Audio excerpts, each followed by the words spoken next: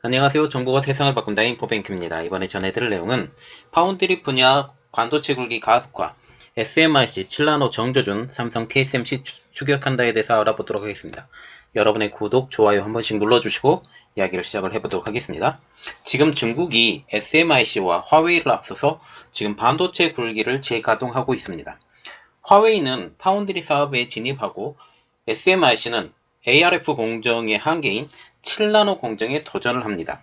EUV 노광 장비가 들어가지 않기 때문에 7나노 이하까지는 내려가지 못하지만 7나노까지는 개발이 가능하다는 거죠. 그 대표적인 회사가 TSMC입니다. 지금 미국에 의해서 제재를 받고 있는 반도체 사업을 빠르게 육성하려고 노력하고 있는 것이죠.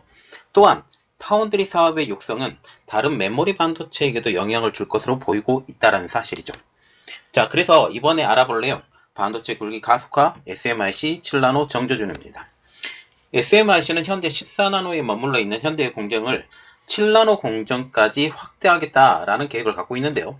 첨단 공정으로 꼽히는 7나노 공정은 10나노에서 비교해보면 반도체 면적은 40%가 줄고 소비 전력도 20%가 줍니다. 그런데 처리 속도의 성능은 10%가 빠르게 할 수가 있죠. 그래서 더 많은 반도체를 만들어낼 수 있다는 장점을 가지고 있습니다. 삼성전자는 지난 2017년 7나노를 완료를 했고 2018년도에 7나노 양산을 시작을 했고 삼성전자 같은 경우는 EUV 노광 공정을 적용을 하면서 양산 자체가 TSMC보다 조금 늦은 상황이죠. 이제 SMIC는 세계에서 세 번째 아니면 네 번째로 지금 알려지고 있는데 7나노 공정 양산에 도전하는 기업이 되겠습니다. 26일 반도체 전문 시장 조사 업체이죠. IC 인사이츠의 보고서에 따르면 SMIC는 2023년 양산을 목표로 해서 7나노 공정 개발에 돌입했다라고 발표를 하고 있는데요. SMIC는 지난해부터 10나노 공정을 개발하고 있고 여기에 7나노 공정의 도전까지 그래서 10나노와 7나노를 동시에 도전하는 투트랙 전략을 들고 나오게 된 것입니다. 현재 SMIC의 기술 수준 파운드리 1, 2위 업체인 삼성전자와 TSMC와 비교하면 여전히 3년 이상 뒤처진 것으로 알려지고 있죠. TSMC와 삼성전자의 경우는 10나노 공정을 2014년도에 내놓았지만 당시 SMIC와 같은 경우는 겨우 28나노 공정 개발에 성공하였기 때문이죠. 10나노 공정은 현재 파운드리 3, 4위를 달리고 있는 UMC 그리고 글로벌 파운드리조차도 포기한 상황입니다.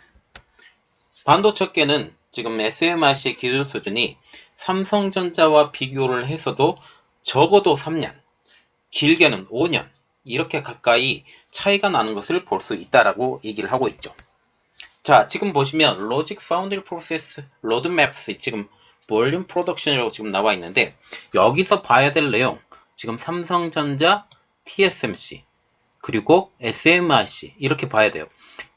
지금 삼성전자와 같은 경우는 3나노 GAA를 지금 내년부터 양산이 시작한다. 그리고 TSMC도 지금 내년 초반에는 4나노로 들어가고 후반기에 3나노로 들어간다 라고 지금 보여지고 있죠. SMIC는 지금 저번에 발표된 것처럼 지금 8나노에서 10나노로 도전한다고 그랬는데 이제 7나노까지 도전하겠다라고 지금 얘기를 하고 있습니다. UMC는 지금 현재 14나노 공정에 묶여져 있죠. 그리고 글로벌 파운드리도 마찬가지로 12나노 플러스에 지금 묶여져 있는 상황입니다. 자, 이것을 보시면 돼요. 이렇게 UMC와 글로벌 파운드리가 개발을 포기한 10나노 그리고 7나노 공정 개발에 돌입할 수 있던 가장 큰 배경 그것은 중국 정부의 공격적인 지원 때문입니다. 중국 정부가 이제 SMIC의 뒤를 받치면서 첨단 공정 개발에 속도를 낼 수 있다는 거죠. 이들이 아무리 손해를 보고 적자를 보더라도 중국 정부가 완전히 계속적으로 밀어주기 때문에 적자 생각하지 않고 이 공정 개발을 R&D에 투자를 꾸준히 해 나갈 수 있다는 측면이죠.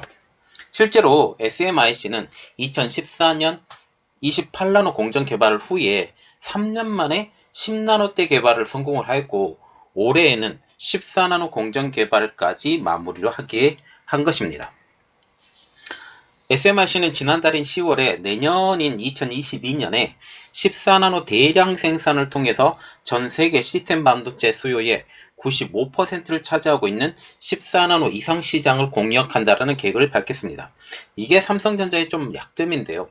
삼성전자와 같은 경우는 지금 14나노 공정과 같은 경우는 공장이 그렇게 크지 않아요. 그래서 지금 이 분야에 대해서 약점을 지금 가지고 있다라는 부분이 있죠. 중국의 관영 매체인 황구시보에 따르면 지난 6월 반도체는 전자산업이 고속 발전하는 원동력이다 라고 했고, SMRC가 내년 말 중국산 14나노 반도체 제품을 양산할 것으로 보인다 라고 발표를 했습니다.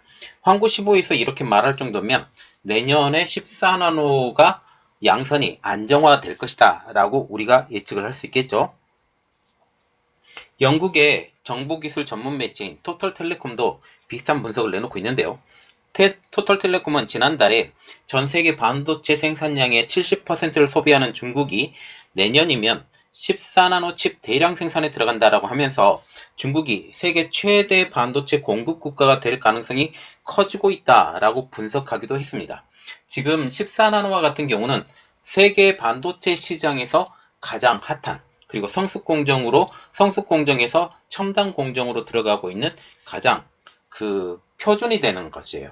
그래서 이곳에 지금 반도체 수량이 몰리고 있는 상황입니다. 그러면 중국이 어째서, 왜 SMIC를 이렇게 지원하는 것일까요? 중국이 SMIC를 지원하는 이유는 아주 간단합니다. 중국의 반도체 자립 때문이죠. 2019년 미중 무역 분쟁 이후 이제 반도체는 중국의 생존과 연관되어 있는 상황이죠.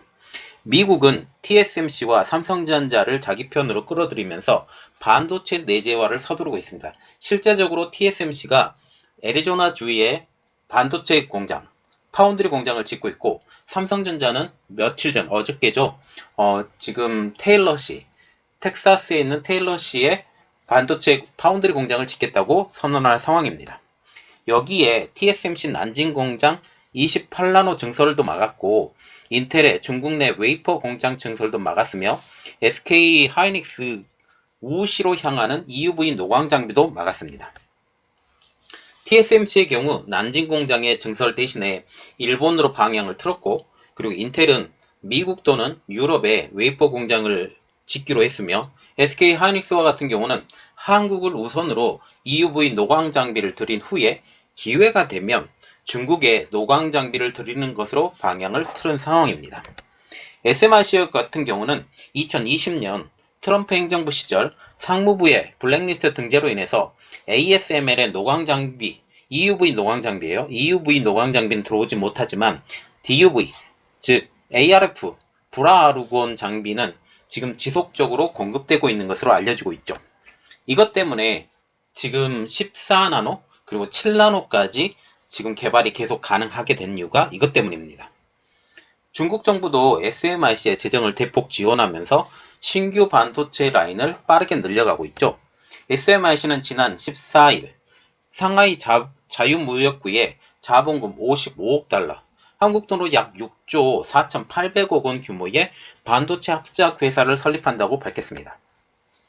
이 회사는 28나노 대량 생산, 그래서 성숙공정이죠.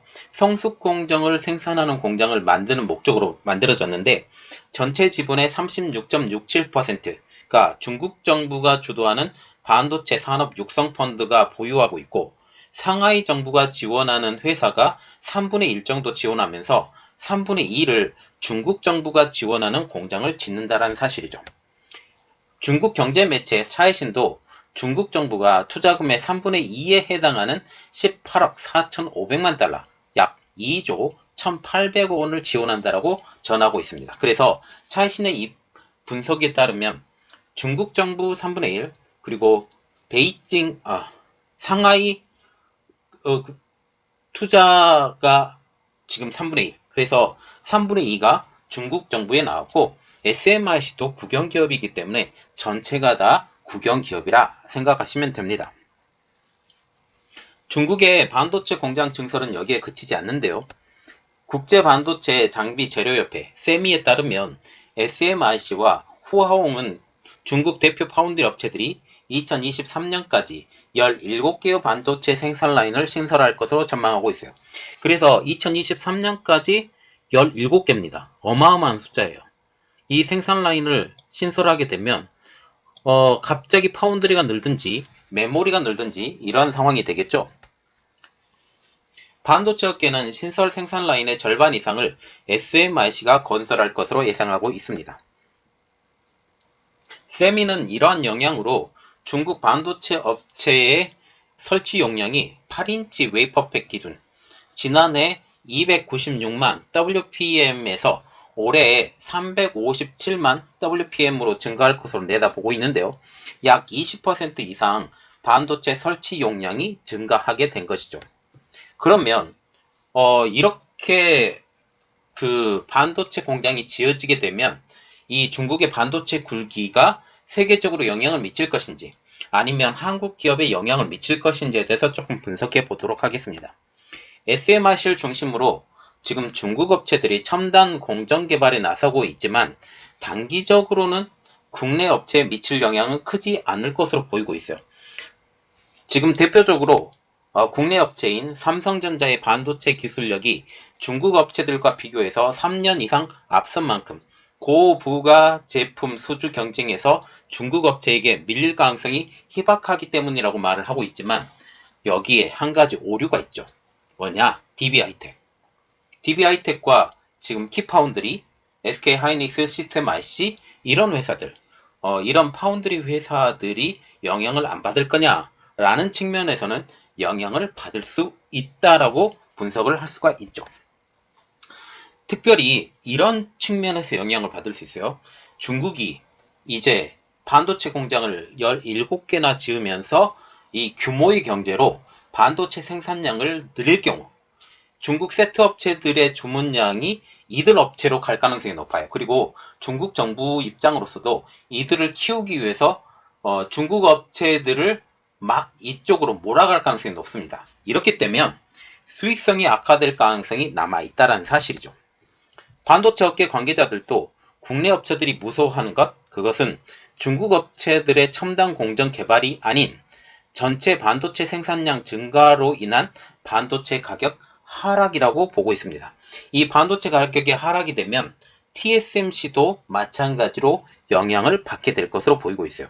첨단 노드가 아닌 말하자면 7나노 이하 공정에서는 커다란 문제가 되지는 않지만 이제 14나노, 12나노 아니면 26나노 이런 쪽으로 캐파가 점점 커지기 때문에 이러한 특히 8인치 웨이퍼팹에서 나오는 이 물량들이 이제는 쏟아져 들어올 수 있다 라는 측면까지 생각을 한다면 이러한 것들 때문에 8인치 웨이퍼팹에서 만들어지는 이러한 물량들이 지금 중국과 같은 경우는 8인치 웨이퍼팹이 그 중고 제품으로 나오게 되면 지금 싹쓸이를 해가고 있는 상황에서 이러한 쪽으로의 영향이 분명히 미칠 것이다 라고 보는 것이죠. 이는 이미 LCD 디스플레이에서 경험한 상황입니다. 이로 인하여 삼성과 LG 디스플레이는 LCD 디스플레이 업계에서 손을 떼고 있으며 그 무게호추가 점차적으로 OLED로 이동하고 있는 중이죠. 자, 이러한 우리가 기억이 있어요. LCD 패널에 대해서 이러한 기억들을 생각을 유추해 보면 이 파운드리의 첨단 공정이 아닌 성숙 공정, 특히 26나노 이 제품군대 그 이상의 제품군대에 대해서는 지금 중국이 물량 공세로 나올 가능성이 아주 높다. 그리고 SMIC에서 축적된 기술을 가지고 다른 회사들까지 같이 공동으로 성장을 시킬 수 있는 중국 말하자면 중국 정부를 하나의 띠로 보고 있는 이 회사들을 키울 가능성이 높다라는 그런 측면까지 우리가 생각할 수 있다는 거죠. 그래서 이러한 것들을 통해서 파운드리 가격까지 오히려 떨어져 버릴 수 있는 이러한 상황까지 생각을 하기 때문에 지금 DB하이텍과 같은 경우는 지금 이 상황에서도 증설에 대해서 이야기가 전혀 안 나오고 있어요. 지금 SK하이닉스 시스템 IC와 같은 경우는 키파운드리를 지금 인수를 하면서 지금 캐파 자체를 2배로 늘렸지만 실질적인 공장 증설은 하지 않습니다. 이것들을 우리가 생각을 해보면 아주 답이 간단하고 중국을 보면서 이것을 대비하지 않느냐 그런 생각까지 같습니다. 이번 내용은 여기까지 하겠고요. 저희 내용이 여러분들에게 도움이 되셨다라고 생각을 하시면 구독, 좋아요 그리고 알람 설정까지 부탁드리겠습니다. 감사합니다.